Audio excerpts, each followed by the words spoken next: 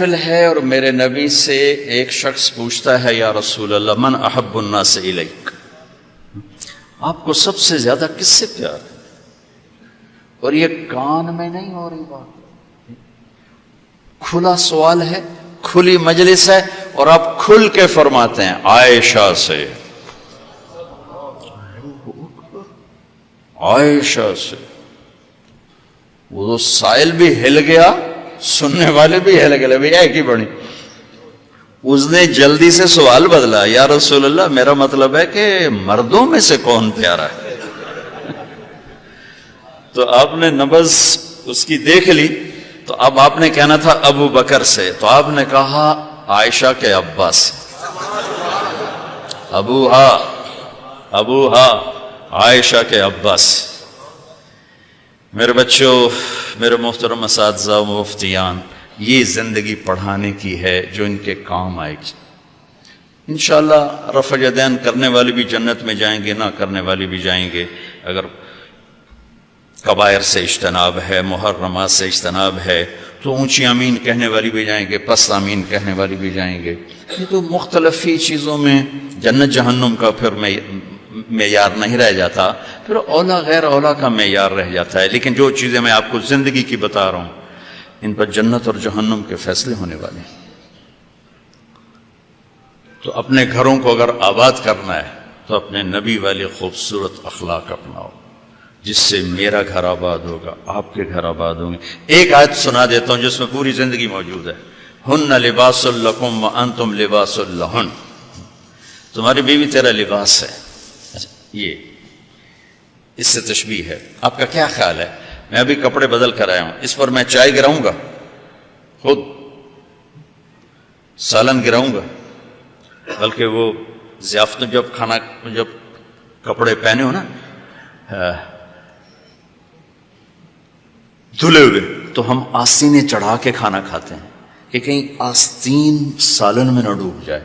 سامنے ہم کوئی رومال رکھتے ہیں کہ اس پر کوئی سالن کا قطرہ نہ گر جائے، کوئی چائے نہ گر جائے، کوئی داغ لگے تو فوراً دھوتے ہیں۔ کبھی دیکھا کسی نے اپنا کرتا پھاڑنا شروع کر دیا ہو؟ میں قربان جاؤں، قرآن کیا کلام ہے، ایک لفظ میں پوری زندگی سمجھا دی کہ جتنا لباس کو بچاتے ہو اتنے اس رشتے کو بچا لو تو زندگی آباد ہو جائے گی۔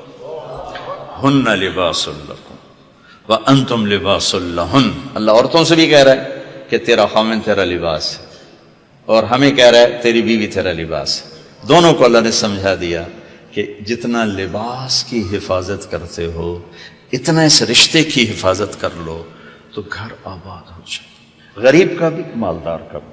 گھروں کی آبادی کا تعلق نہ علم سے ہے، نہ فتوے سے ہے، نہ پیسے سے ہے، نہ فقر سے ہے۔ گھروں کی آبادی میٹھے بول سے ہے، اچھے اخلاق سے، محبت سے، اظہار محبت سے۔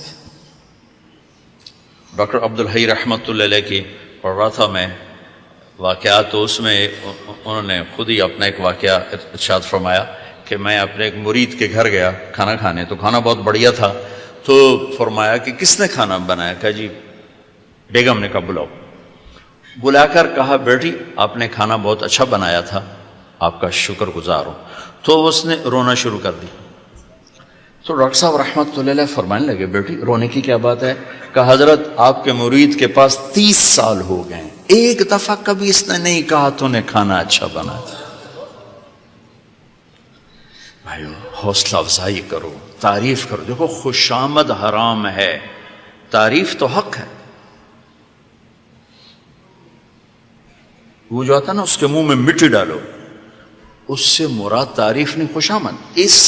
میں بڑے اشکال میں رہتا تھا کہ حوصلہ افزائی تو حق ہے، اور یہ آ رہا ہے کہ جو تعریف کرو اس کو منہ میں مٹی ڈالو۔ تعریف تو حوصلہ افزائی ہوتی ہے۔ پھر ابن ماجہ پڑھاتے ہوئے میرے سارے سوال حل ہو گئے۔ یا معاذ ایاک والتمادح فإنہ الذبح، معاذ خوشامد سے بچنا، یہ ذبح کر دینا ہے۔ یہ جہاں جہاں یہ لفظ آتا ہے تعریف کرے منہ میں مٹی ڈالو، خوشامد خوشامد خوشامد۔ تعریف میرے نبی تعریف کر رہے، اپنے صحابہ کی کتنی تعریف فرما رہے، موقع موقع پر ان کی تعریف فرما رہے ہیں۔ تو اپنے رشتوں میں اپنے رشتوں کو پانی لگاؤ میٹھے بول کے ساتھ، تعریف کرو، کھانا بنا دو کیا اچھا بنا ہے، لباس پہنا کیا خوبصورت لگ رہا ہے، ماں کی تعریف کرو، باپ کی تعریف کرو، استاد کی کرو، استاد شاگردگی کرے، اس سے حوصلہ بڑھتا ہے۔ خوشامد حرام ہے، تعریف میرا حق ہے، آپ کا حق ہے۔ میں آپ کی کوئی تحریر دیکھوں، آپ کا کوئی تقریر دیکھوں، آپ کی کوئی چیز دیکھوں تو میرے ذمہ ہے کہ میں آپ کی حوصلہ افزائی کروں۔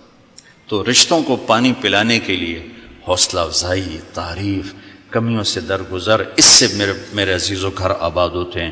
وہ عالم کا گھر ہو، مفتی کا گھر ہو یا کسی ان پڑھ کا گھر ہو، گھروں کی یہ شکل و صورت 4 دن کا کھیل ہوتا ہے، پھر کشش ختم ہو جاتی ہے، لیکن حسن سلوک، حسن اخلاق ایسا حسن ہے جو ہمیشہ چڑھتے سورج کی طرح چڑھتا ہے، کبھی ڈھلتا نہیں۔ سورج تو نصف النہار پہ آ کے ڈھل جاتا ہے، اخلاق کا سورج موت سے بھی نہیں ڈھلتا ہے، یہ چڑھتا جاتا ہے، چڑھتا جاتا ہے۔ تو اپنے گھروں کو آباد کریں حسن سلوک کے ساتھ، حسن اخلاق کے ساتھ۔ میرے نبی حضرت میمونہ کے گھر میں تھے، اب رات کو پیشاب آیا، باہر نکلے، پیچھے آنکھ کھل گئی اماں جان کی، دیکھا بستر خالی، چکر دے دیا ان کو، سوکن پنے نے، کہنے لگی اچھا میری باری میں مجھے چھوڑ کر دوسری بیوی کے پاس چلے گئے۔ وہ سوکن پن، کنڈی لگا دی، اللہ کے نبی آئے، دروازہ بند، آپ نے دستک دی، میمونہ دروازہ کھولو، کہا میں تو نہیں کھولتی۔ آپ نے کہا کیوں؟ کہا مجھے چھوڑ کے دوسری بیوی کے پاس چلے گئے۔ کہا اللہ کی بندی انی حاقن، حاقن کہتے ہیں زور سے پیشاب آیا۔ کہا مجھے پیشاب آیا تھا بڑے زور کا۔ کہا کوئی پیشاب نہیں، مجھے پتا ہے آپ کہاں گئے ہیں۔ وہ حضرت عائشہ پیشاب ہو رہا تھا، تو آپ نے کہا اب میمونہ انا رسول اللہ، میں اللہ کا رسول ہوں، صرف تیرا خاوند نہیں ہوں، میں کیسے خیانت کر سکتا ہوں؟ پھر ان کو کرنٹ لگا، ہوئی پہلے وہ سوکن پنا آئے گا تھا، سوکن، کن کسے کہتے ہیں؟ لوہے کو تیز کرتے ہوئے، دھار بناتے ہوئے جو چھوٹے چھوٹے ذرات اڑتے ہیں نا، ذرات، اس کو کن کہتے ہیں۔ آنکھ میں پڑ جائے نا تو آنکھ آدمی تڑپ جاتا ہے، تو جس کی آنکھ میں 100 ذرے پڑ جائیں اس کا کیا حال ہوگا؟ یہ ہے 100 کن، 100 کن اس سے ہے کہ آنکھوں میں 100 ذرے پڑ گئے، بشر ہے۔ تو انہوں نے کہا، آپ نے کہا میں اللہ کا رسول ہوں، میں خیانت کر سکتا ہوں؟ پھر تو جا کے نا دروازہ کھولا ڈرتے ڈرتے، تو اللہ کے نبی مسکراتے ہوئے آئے اور آ کر اپنے چارپائی پہ لیٹ، ایک لفظ نہیں، ایک لفظ۔ میرا عزیزو، یہ میرے نبی کی خوبصورت زندگی ہے جس میں یہ سارے دروس موجود ہیں۔ زندگی کو حسین بنانے کے لیے پیسہ نہیں چاہیے، اخلاق چاہیے، شکل صورت بھی نہیں چاہیے، اخلاق چاہیے، اچھے اخلاق، میٹھا بول،